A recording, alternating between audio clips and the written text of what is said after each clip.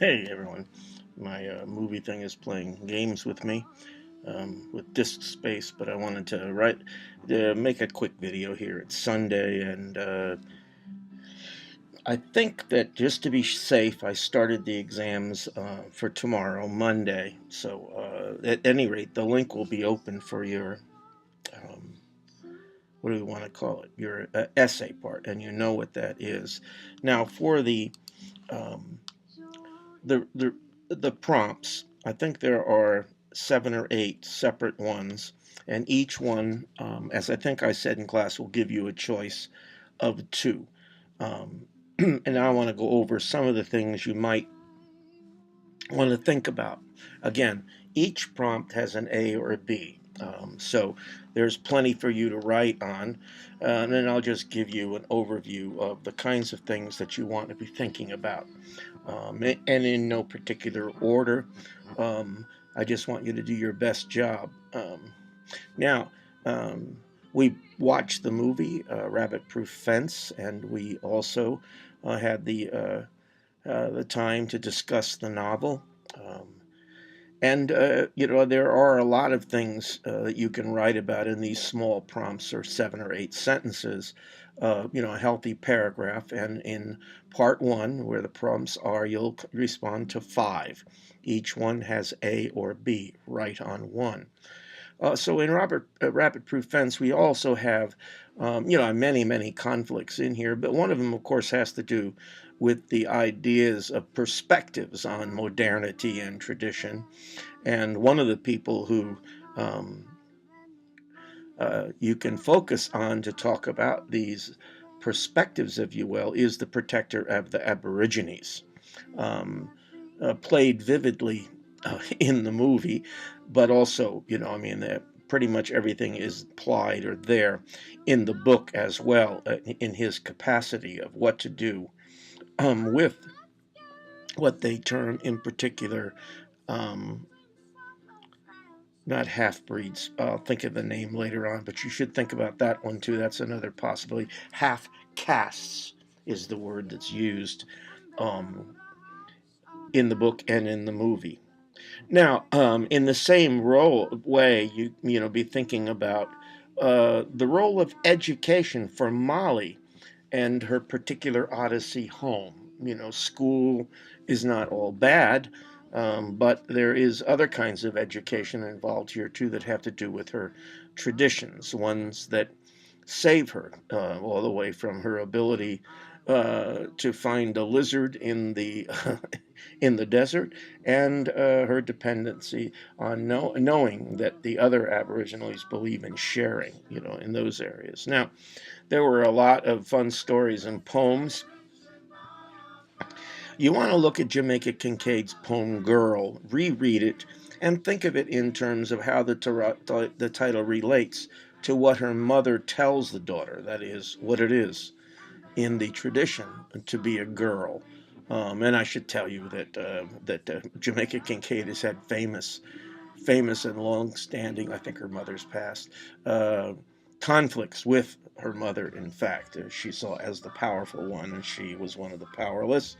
At any rate, also in the same area.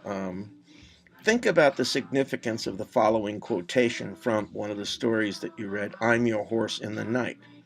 Beto, I say, looking at him, I know that isn't his real name, but it's the only one I can call him out loud. In many respects, the peasants in peasant class in Nicaragua or in Argentina, where this story takes place, you have the guerrilla fighters, and Beto, of course, is not unlike our main character in Microbus to El Salvador, um, Beatrice, I believe, who takes a fake name.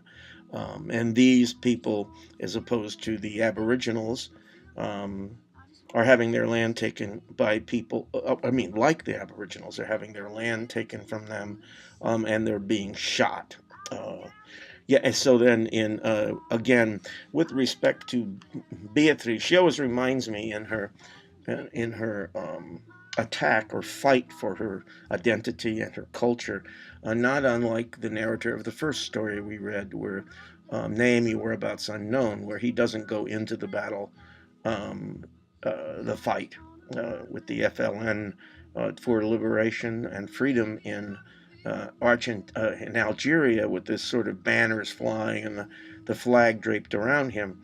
Um, but again, he's always waiting for something to happen. He's very passive in the beginning until he, takes those keys.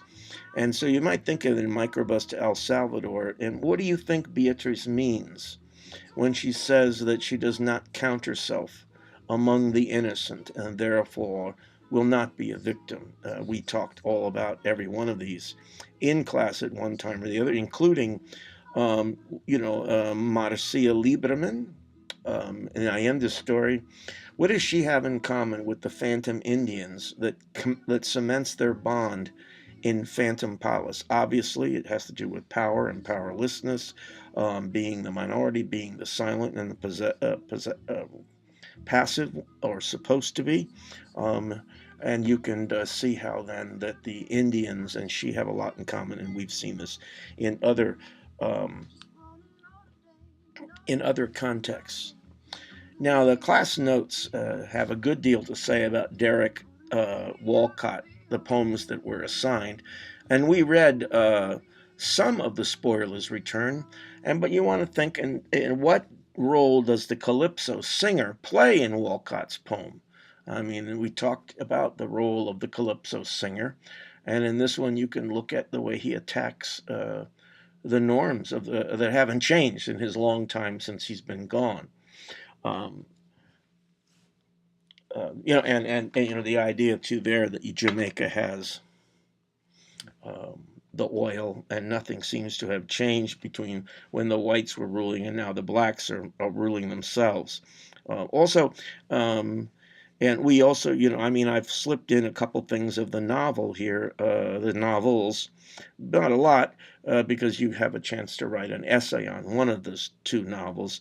But you might discuss the significance of T's great great grandmother's true name.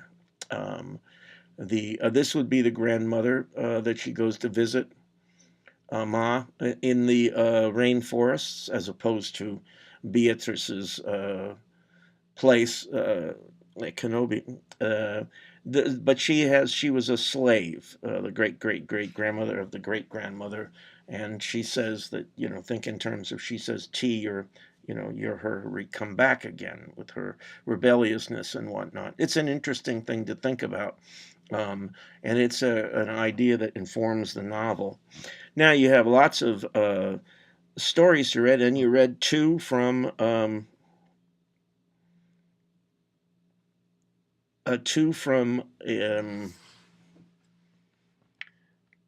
New Zealand. I just now, when you're looking over things, it is Patricia Grace's story. She is also the author of the novel I used for the last few years, Putiki. And so I go. Think in terms of the significance of the following lines. This land is mine, this sea, these people. Here I give love and am loved, but I must go. This is in me. I go to learn new ways and to make a way for those who follow, because I love. 448. It reminds me too of the sacrifice of leaving, or staying, as in the case of the different one of our harp player in the Japanese novel we read. Now, there's another of the one to consider the significance of lines. Um, think of this has to do with Tuta's dancing with Joyce, and its importance for the story, his first ball. And he was just about to leave when he suddenly realized that, after all, he and Joyce were both outsiders, really. And it came to him that, bloody hell, if you not join them, as if he would really want to do that, then yes, he could beat them if he wanted to, not by giving in to them, but by being strong enough to stand up to them. Um, and in the context of Great T's great great mother's true name, you might also be thinking of the role the great white ancestor plays for Aunt Beatrice in Crick Monkey. Um, you'll have that as an either or on one of these, and I can't remember which.